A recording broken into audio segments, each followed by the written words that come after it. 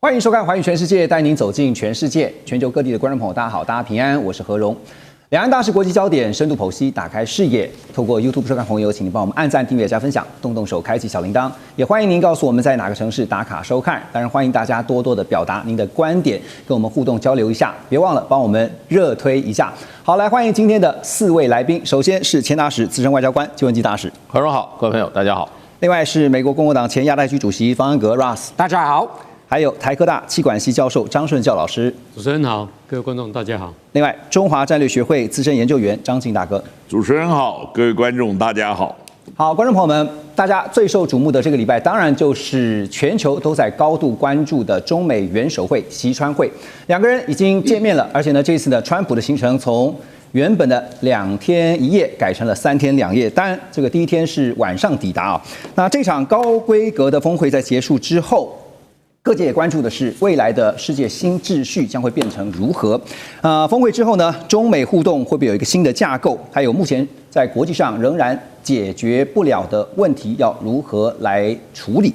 那這次呢，看到川普他是5月13號到15號到北京訪問中國大陸，結束行程以後呢，中美雙方也各自就推出了自己不同的說法哈，着重的內容也有些出入。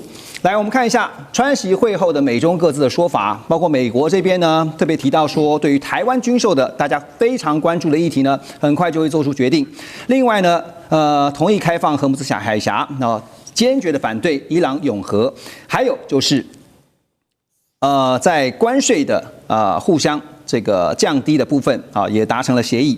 另外就是包括採買農產品，以及這次最重要的是，中方下單了200架的波音飛機，但是这個 AI 晶片啊，是輝達晶片呢，是要由中方來決定是否採購。那中方的說法則是特別也提到台灣的部分哈，有講到說台灣是最重要的問題，處理不好會引發中美之間的衝突。剛才伊朗的戰事這個部分呢，也同樣的是希望能夠趕快的打開荷姆斯海峽，還有關稅同樣是互相降低，然後擴大經貿合作。那另外呢，就是一度這個有美牛現在也會同意來開放來採買，還有就是多次表達晶片問題的立場。好，總的來說呢，我們先請4位老師幫我們先針對這次習川會或者人家說川習會，川普跟習近平兩人各自的表現1到10分，請幫我們打一下分數好嗎？大使寫習近平9分，川普7分。Ross 川普，美國的焦點跟中國的焦點是不一樣。你這個結果不意外哈，一定是美方這個川普一定拿高分的。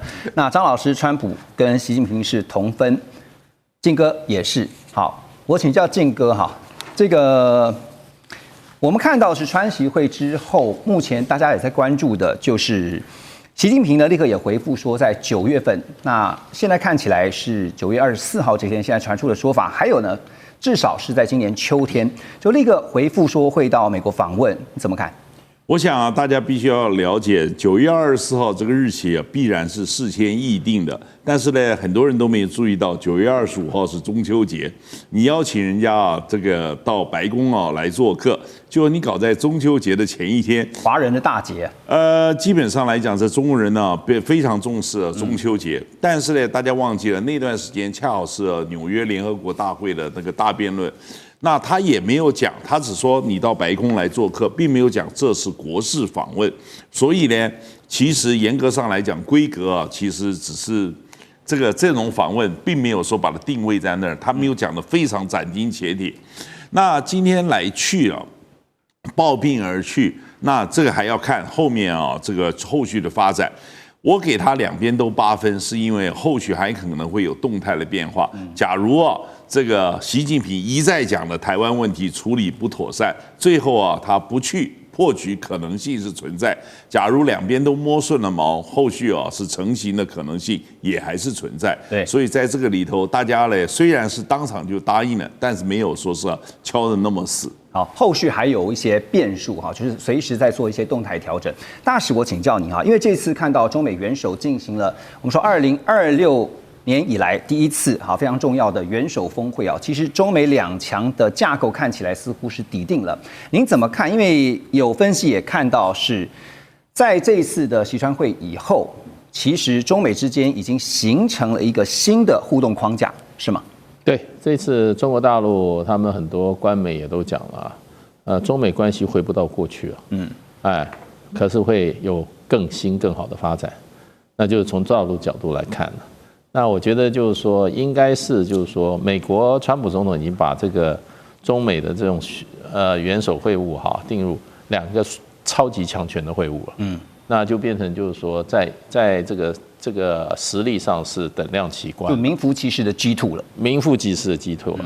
然後呢，中國大陸主動提出來兩邊關係的一些基調，這次提出來就是說戰略穩定關係，長期戰略穩定關係，然後希望這個雙方的起碼這個在可預見的未來，這個有衝突，可是不會影響到大局的穩定。那還有就是一再肯定，就是說這個元首外交這個機制的重要性，那就變成就是說元首定調，然後下面的工作人員來落實，所以就變成元首引領，不是由下而上，而上而下。對，那另外一方面就是說，雙方的談判方式就变成有2個清單，一個清單是正面清單，對，那是用加法，那負面清單呢是用減法。那另外在台灣問題上的話，大陸已經這個很明顯的把過去雙方在談論台灣議題的時候那個劇本把它抽換掉了，改變了。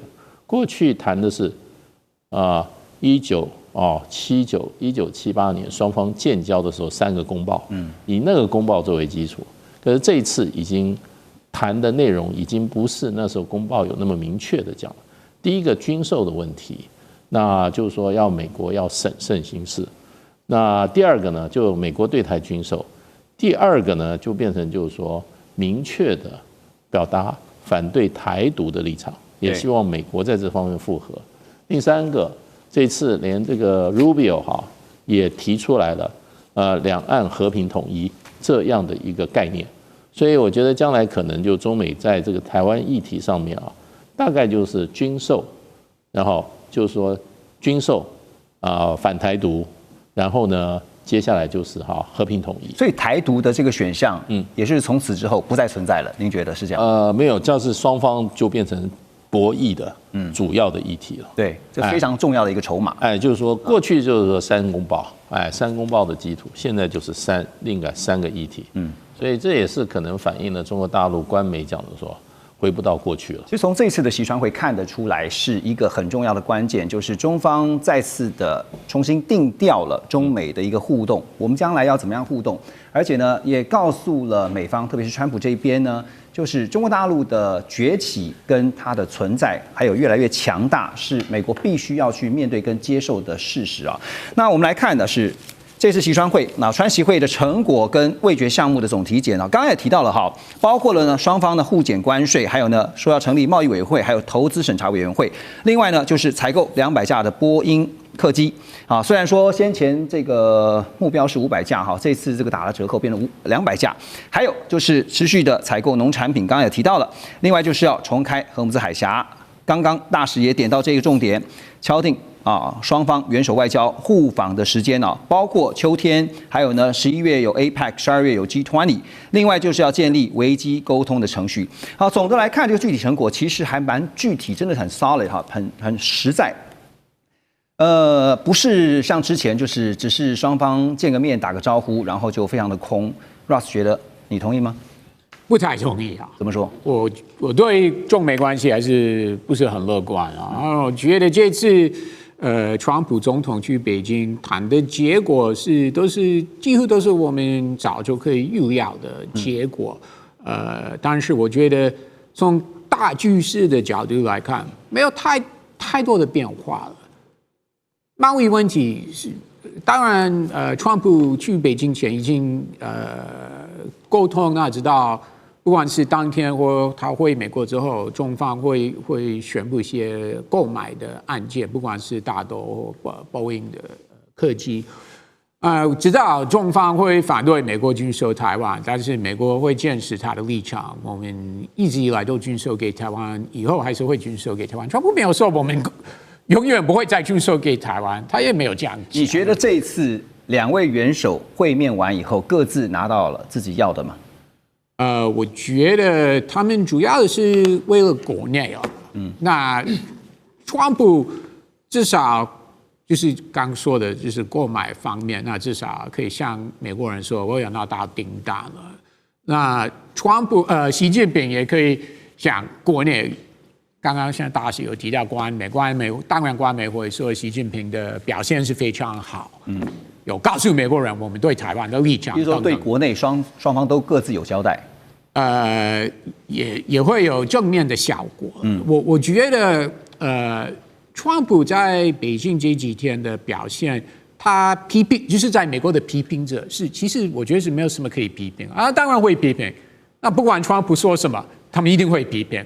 但是我覺得具體能批評的地方其實是沒有，他代表美國的立場，那這是總統應該做的。不管總統是誰，不管是拜登、川普、共和黨、民主黨，我覺得他代表美國的立場。然後還有一些其他的議題，就是那個時候就是去前有壓力，一定要提，比如說人權，一些像李志英等等這些悲觀的人士啊，他又提到了。但是當然他不可能，習近平當面會說，這些人我都立刻釋放，這個也是不可能的。好，現在就是我們剛剛提到，後續還會有一些變數啊。習近平在回訪美國，就是在秋天之前啊，剛剛晉哥也提到了，其中一個變數是軍售。您覺得還有其他的變數嗎？我覺得大家應該這樣講，就是說這一次基本上來講呢，雙方雖不完全滿意，但是可以互相接受。你一錘可以定音。但是呢，事實仍然會動態的變化。那我覺得這個基本上，誠如我要呼應一下大使，最重要一個東西，其實今天就實力觀點而言，在奧巴馬時代絕对不肯給的 G2，這一次已經明白了，這個就是說幾乎就沒有差一點把那個名詞再講出來了。中美就是平起平坐了。對，那這個東西是基本上是從實力上來出發。第二，以前美國從來不甩就是說有關對台軍售的問題，從來不去討論。這次也明顯講得清清楚楚，我確實有討論。對，最重要一件事情是，他沒有立即下定決心。那他越這個拖，然後這個地方會焦躁。那這個在台北焦躁，那可能呢又要去這個，就是請台北要如何，然後要提出更高的價錢。所以呢，我覺得川普確實是一個很好的生意人，他就把這個東西懸在那邊，看看你台北預備怎麼出價。對。但是呢，我想這個我們要對台軍售的問題，我們要知道幾個重要事實。第一，無論賣什麼東西給台灣，無法去改善兩岸軍力失衡的事實。第二，無論買多少東西，其實牽涉到美國的供貨能力，以及台灣我們自己國防武力吸收這些軍備產品的能力。否則你花再多錢，這個事情就是說不是你花了錢就多，這邊能夠要吃得下來而能夠吸收。第三，這裡面牽涉到這個川普本身所宣布的對外軍備轉移的政策，所以現在不是說那些東西他可以愛給你就給你，不給你就不給你，是有很多東西他想給你，但他卻生產不出來。他現在已經通知波蘭，已經通知了東歐很多國家，還有烏克蘭，說對不起，很多東西我們沒辦法交貨。而那個呢，就是也是我們所希望求售的項目。是張老師，我這邊特別要請教您方面這個經貿相關的就是說。這次也看到了，剛剛有些我們講說蠻實質的一些成果包括說特別看到是採購波音的這個事情。那當然呢，畫面當中我們也看到那麼 BBC 他們有特別有一個報道，有一個特稿就寫說，17名美國商界領袖隨着川普訪華，但是呢，目前尚未有大訂單浮出水面。接下來會不會有大訂單呢？大家也很好奇。但是美股在上面，我看到5月15號的美股呢，卻不太給面子其實都是呈現下跌的局面。好，那 Bloomberg 呢也報道說，外界原先預期北京將會向波音下訂單，其實要多達500架的客機我們之前也提到，但最後成交的數目是200架。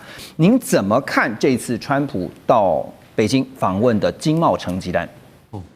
那個從這個17位那個大企業的領袖跟着川普去我們從他的這17家企業來看，涵蓋層面算是很廣。就是從投資啊、銀行啦、科技類啦，那科技類有包括了晶片，對，有包括了相關的一些通訊等等領域的這些這個領袖、企業領袖，所以我們說整個層面來看是蠻完整的。那可是我認為這種的談判完，這一次的訪問完以後啊，我認為後續的效應是我們有待觀察。那我是認為有一些東西啊，事實上已經看到那個跡象。第一個就是關稅，雙方的關稅，我認為會緩和。像美國現在對中國的關稅啊，已經達到還是在維持在48點多平均。那中國對美國的差不多31平均哈，我們算一個 rough 的數字。我認為雙方這關稅這一塊應該有緩和的空間，繼續休兵延緩下去。會下降，我認為會調降，會降溫。那為什麼呢？其實我們說穿了，美國需要中國一些農產品的採購，那中國呢也需要美國更放寬它對中國產品的管制，包括像電動車。那像這一塊，我認為這關稅這一塊，雙方應該會有緩和的餘地。第二個呢是這種採購的擴大，我認為是雙方都需要。那另外一個第三項啊，就是投資的擴大。其實以中國來看，也許我們看到它貿易出超很高，去年超過1兆。可是呢，這種的1兆並不代表整個外資 FDI 在中國大陸蓬勃發展。所以事實上，大陸事實上很需要來自以美國為首的這些銀行還有投資機構的投資。因為這對整個中國來講的話，發展的經濟還有工業發展是有很重要的一個關鍵因素在。對，那第四個呢，我認為是最重要，也是在中東的這一塊。中東這一塊已經，我認定美國看得到的已經不只是政治的問題，包括石油的問題。因為石油對美國來看，實際上是太重要的一環。對，所以在我的看法，就是中美之間趁這一次的那種互訪，我認為是一個很好的開始。是，那未来如何？那要看雙方坐下之後，我們去談這個事情。是。我想這邊要特別提出來，這17位大亨不是在街上去買那個手摇冰的，哪有說去了那邊馬上就有大單浮出水面？所有這些人做的是大生意，那些好菜都要慢燉，你要真正良藥都要慢煎，慢慢煨出來。所以這個東西只要一開始，對不對？這些人又不是說到那邊那個，就是說閒的沒事幹，到那邊去觀光。可能馬斯克跟那個黃仁勳是除外，他們倆玩的是很愉快。可是話要講出來，我們真的要講這些東西他們要做的生意都要慢慢來。至於那個就是買飛機減少，這裡頭之中大家只看到說它減少，但沒有想到北京還要求捏住美國的那一段。從疫情開始到現在，我們去看看以前中美之間的航班，到現在恢復的程度不到40%啊，對不對？你不讓我恢復的航班，那我買那麼多飛機幹嘛？所以他買200架，事實上也就跟你講，你什麼時候恢復航班，我什麼時候來。它中間是彼此都有聯動的，對，恐怖平衡啊。接下來還有一個觀察重點，就在於說，剛剛也提到就是接下來中美的互動就必須要看着你怎麼對我。我再決定怎麼對你，它是一個動態，隨時在動態調整的。我們休息一下，等一下回來聊科技競爭。中美互動牽動全球，美中競爭，地緣爭霸，外交、軍事、科技、經濟，多元觀點，權威分析，一同掌握2026全球新秩序、新賽局。每週6日，寰宇全世界帶您走進全世界。